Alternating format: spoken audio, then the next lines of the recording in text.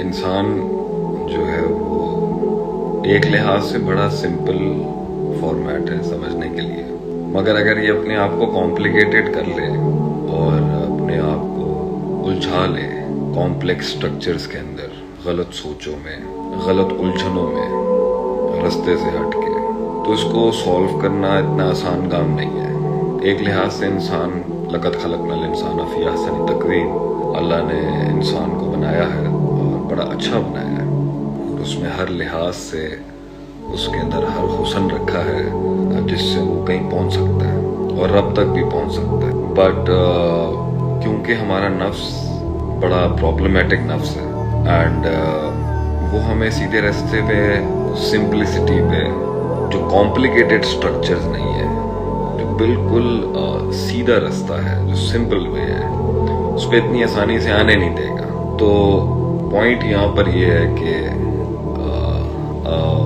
हम सब एक सफ़र से गुजर रहे हैं। We are all passing through the journey of life और हम सब में एक ऐसा उलझन ज़रूर होगी या उलझनें ऐसी होंगी जिस पर हम सब ये कहते होंगे मुझे कोई समझ नहीं सकता, नोबडी कैन अंडरस्टैंड मी, मेरे मसाइल को कोई समझ नहीं सकता, मेरे मामलात को कोई समझ नहीं सकता और जो मेरी कॉम्प्लिकेशंस हैं उसको कोई सॉर्ट आउट नहीं कर सकता, जो मेरे प्रॉब्लम्स हैं उन्हें कोई समझ नहीं सकता, जो मेरी लिमिटेशंस हैं उनको कोई समझ नहीं सकता, जो मेरे माजी के अंदर जो कुछ हुआ उसे कोई समझ नहीं सकता। It's very difficult for a lot of people to understand the fact that they are not the only ones in this world. मगर लोगों को यही लगता है कि हम यूनिक हैं और हैं भी, ऐसी बात नहीं। हर इंसान की अपनी कहानी है, हर इंसान का अपना मामला है। तो इन्हीं कॉम्प्लिकेशंस को जब वो सॉल्व नहीं कर पाता ना कि उसके साथ हो क्या रहा है, उसकी जिंदगी में क्या चल रहा है, उसे सोचे किस तरह की आ रही है, उसका नफ्स उसे किस तरह के बातें, तो दिस इज द टाइम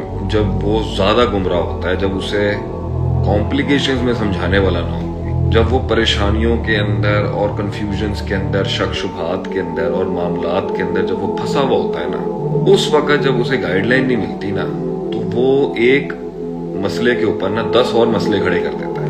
आप लोगों की और मेरी जिंदगी में जो ज्यादातर प्रॉब्लम्स है ना, वो हमारी क्रिएटेड है, क्योंकि हमें अपनी बेसिक प्रॉब्लम सॉल्व नहीं करनी है। तो जब इंसान अपनी बेसिक इश्यूज को नहीं एड्रेस कर पाता ना सही तरीके से, तब जाके वो उससे भी बड़े बड़े भंड मारता है, इतनी बड़ी बड़ी अगलात करता है, इतनी ब्लंडर्स करता है जिससे फिर वो सॉर्ट नहीं कर सकता। तो जो बेस लाइन है ना लाइफ की, जो बेसिक स्ट्रक्चर है, जो बेसिक मेन बेस लाइन है, वो हमेशा सही होनी चाहिए। इंसान की जिंदगी के अंदर दूर दराज जब उसकी कॉन्करिंग चल रही होती है, जब वो बड़े बड़े मामलात के ऊपर कॉन्क्वेस्ट कर रहा होता है, जंगे कर रहा होता है, उसकी जो बेसिक है ना वो नहीं खराब होनी चाहिए।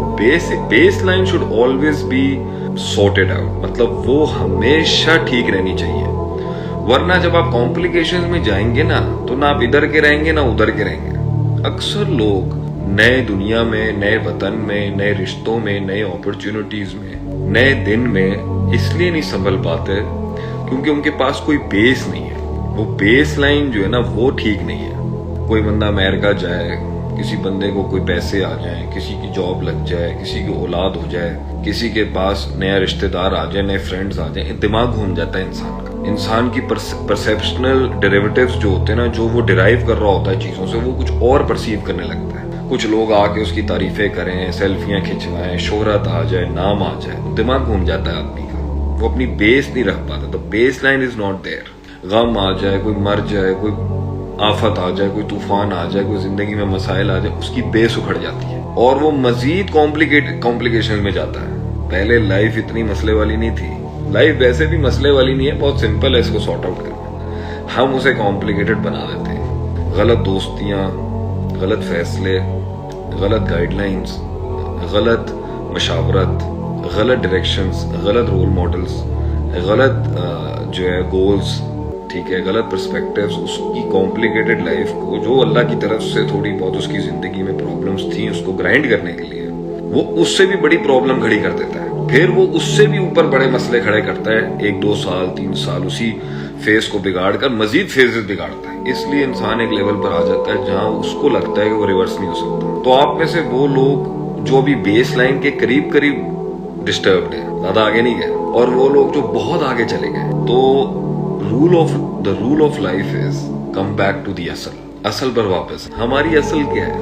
हमारी असल जो है ना वो बाय नेचर और बाय डिफॉल्ट वो अल्लाह है। सही मुस्लिम की एक हदीस है, मा मिन मौलूदिन इल्ला यूलदु अलल फित्रा। इट इज अ हदीस इन सही मुस्लिम कि अल्लाह ने इंसान को ओरिजिनल फितरत पर पैदा किया था, कोई बच्चा नहीं पैदा। इसमें काफिर, हिंदू, मुसलमान, यहूदी, ईसाई, काला, गोरा, पीला, नीला, इसका कोई फर्क नहीं है इस हदीस में। इट्स अ जेनेरिक हदीस। मा मिन मौलूद, नॉट अ सिंगल बॉय और अ चाइल्ड और a girl is born in this world इल्ला यूलदु अलल फितरा, मगर वो फितरत इस्लाम पे पैदा किया गया, मतलब फितरत पे पैदा किया था, ओरिजिनल नेचर जिसके लिए उसको डिजाइन किया गया था वो उसी पर भेजा गया था। आगे हदीस में आता है फ़अबावाहु, जो पेरेंट्स होते हैं युहव्विदानी ही और युमज्जिसानी ही और युनस्सिरानी ही और कमा काला नबी सल्लल्लाहु अलैहि वसल्लम, वो उसको यहूदी, नसरानी, ईसाई, यानी वो उसकी ओरिजिनल नेचर से हटा के उसे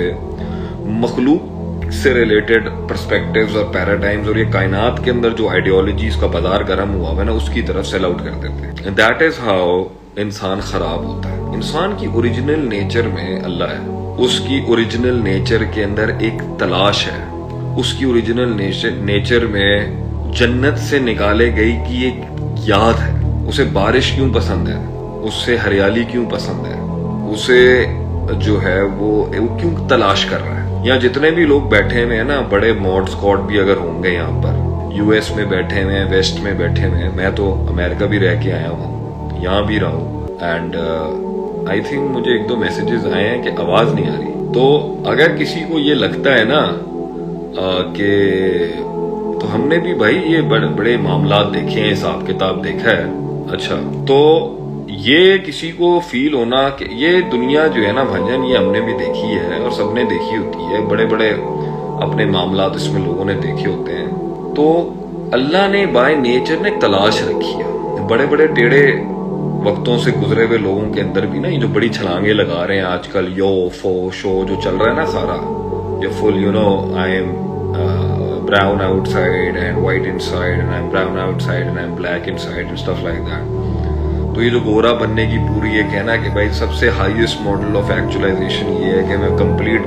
गोरा बन जाऊं, इतना मगरूब और मरूब हुआ हुआ आज हमारा मुसलमान जो है। भैया अंदर से सब खोखले हैं, अंदर से सब खोखले हैं। मैं इस पर ना अपनी जिंदगी दाव पे लगा सकता हूँ कहने के लिए, ये जितना भी जो छलांगे मार रहा है, ये बॉयज जो आपको दिख रहे हैं भाई, वीलियां मार रहे हैं बाइकों पर और गाड़ियों के ऊपर डोनट्स मार रहे हैं, और ये जो ड्रिफ्टिंग कर रहे हैं और फुल फैशन फूशन किया हुआ है, जींदे शींदे पहनी हुई हैं, भरमबाजियां चल रही हैं, मैं फलान, यू नो व्हाट, और फुल जो है लड़ाइयां झगड़े चल रहे हैं लड़कों के, कहीं पे लगा हाथ चमाट करा दिया आगे से, लड़कियां लगी हुई अपनी ये फैशन आइकन्स बनी हुई है, प्राडा, बॉबी ब्राउन और ये सारे एलिमेंट जो चल रहे हैं, और फुल जो है इस टाइम के ऊपर जो है वो गुची को अपनी माँ बनाया हुआ है इस टाइम पर, सबने वर्साची को अपनी नानी बनाया हुआ है इस टाइम पर, और ये पॉल ज़ेलेरीज और इस तरह के जितने ब्रांड्स बैठे हुए हैं बाहर, इनमें पूरा सोक्ड आउट हो के भी आप जितने भी ये छलांगे मार लें, कुछ भी कर लें भैया, अंदर से ना हम जानते हैं, मैं जानता हूँ,